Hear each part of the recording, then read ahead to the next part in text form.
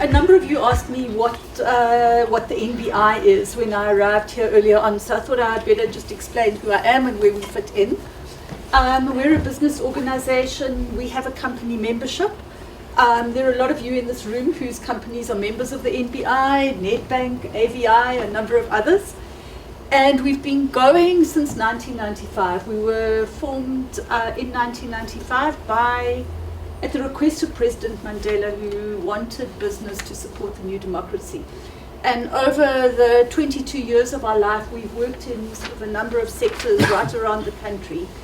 And at one stage ran a very big education program called Equip, which was really the first business funded intervention around education quality in the country. We ran it for 15 years and then basically have handed that work over to organizations like NEFT and the Kagiso Trust and Shanduka and a range of others. But essentially, that's where we come from.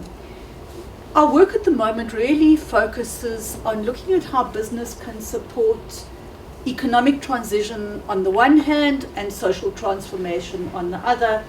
And the way we do it is to find ways that companies can work collectively in order to support our common national goals of addressing economic growth, poverty eradication, addressing issues of inequality, looking at good governance within corporates as well.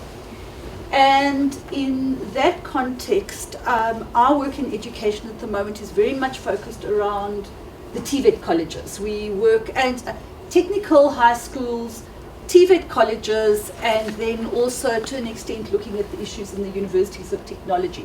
So not working in the basic education space at all, but looking at cooperative relationships. And I'll come back to the TVET colleges.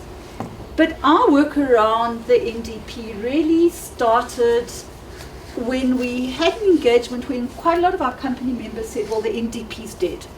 Doesn't exist, government's not serious about it, we don't see evidence of it having any traction. And what we then did was to go through quite an exhaustive process where we did a whole lot of research, where we looked at all of government's plans and policies and performance contracts and basically matched them to the NDP and looked at the fact, came out with quite a rigorous piece of research that shows actually that if you look at what is happening across government, there's actually a really high degree of alignment between what the NDP is saying and where government is moving. So we find a great deal more policy coherence than policy incoherence, I think is the one important sense. And that a lot of what is happening now and in the short term, through the medium term strategic framework, through the 3-year budgeting cycle, through 5-year plans, in fact leads into that 2030 vision. And that if we follow those things consistently, we should get to where we wanted. And we engaged with business around that, with our company members, and through that ran a series of consultations starting in May 2015, where we engaged with close on 100 companies and brought companies together across sectors. And what we talked about was what each company is actually doing to support NDP implementation. And we then talked about what are the things that we could do if we work together, and what are the needs that business sees in South Africa broadly. And if we try to address those needs working with other stakeholders, what could we achieve? And we ended up out of this very exhaustive process with something like, I don't know, hundreds of suggestions around them. And we then sort of filtered this down into a set of 12 priorities where we felt that business could very productively work with government and civil society in order to implement the NDP. And out of those 12, we ended up with 6 priority areas. And basically what those 6 are. The first was really around supporting municipal capacity. And it's very much about looking at how business skills, I mean, the kind of stuff that you're talking about, setting up systems, putting in place good accounting systems, putting in place a billing system, being able to ensure that you've got your databases set up in a way that makes them accessible and usable, how business using those kinds of skills could actually work with municipalities. And there we were building on a program that we ran a couple of years ago in the Eastern Cape, where we worked with recently retired business people and put them into hospitals in the Eastern Cape to put in place systems in hospitals in the Eastern Cape. And then the second area was really looking at issues around water. And at the moment we now, as a result of that, forming a partnership in the Richards Bay area where you've got big industry and a very impoverished population, and there's a huge water crisis, and we're working with all of the stakeholders in the system to get business to work with government and the communities to address the water issue. The third really was a set of educational interventions, and we focused them around the TVET colleges. Now I want to just talk about some of the things that we've been doing. The first really is a piece of work that we're doing with Harambee, and we spoke about Harambee earlier, which is to try and look at the curriculum in the TVET colleges around construction, working with the construction companies, to look at how we can make that curriculum more industry relevant. So in fact, look at what are the things that companies really need if they're going to employ a foreman or a bricklayer or a carpenter now in the current context. How do we get that into the colleges?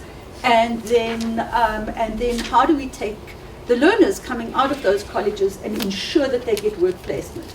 And we all know that that first step in the door is really a learner's passport to employment on an ongoing basis. Without it, there's really no hope. So we place a lot of effort in this issue of work placement, as well as providing the support that allows learners to be employable.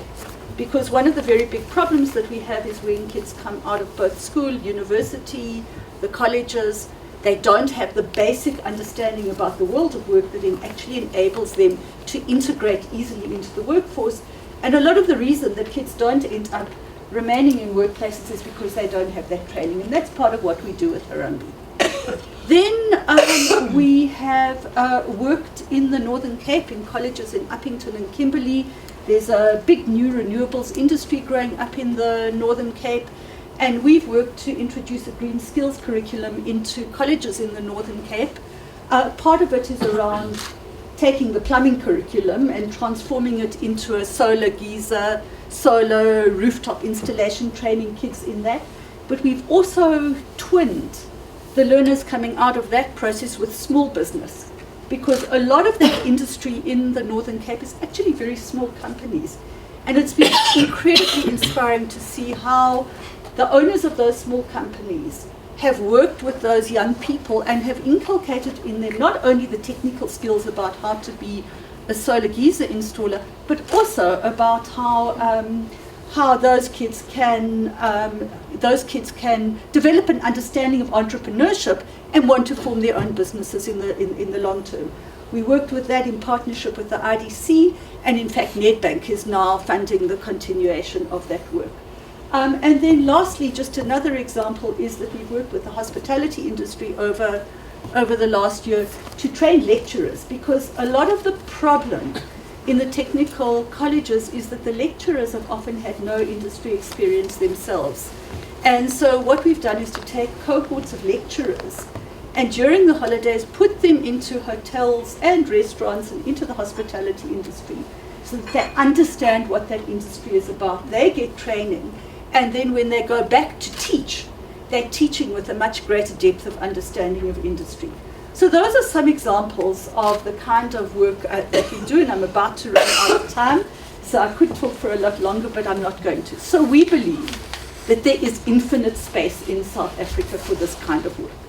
Infinite space for companies to work with government in the spirit of saying, let's move South Africa forward. Let's find ways that by working together we're going to be able to build. I mean, certainly the work that Partners for Possibility does is awesome. The work that NEC does is awesome. And I really, really think that the answer to the kind of doom and gloom that we see across our country so often is really to get people working.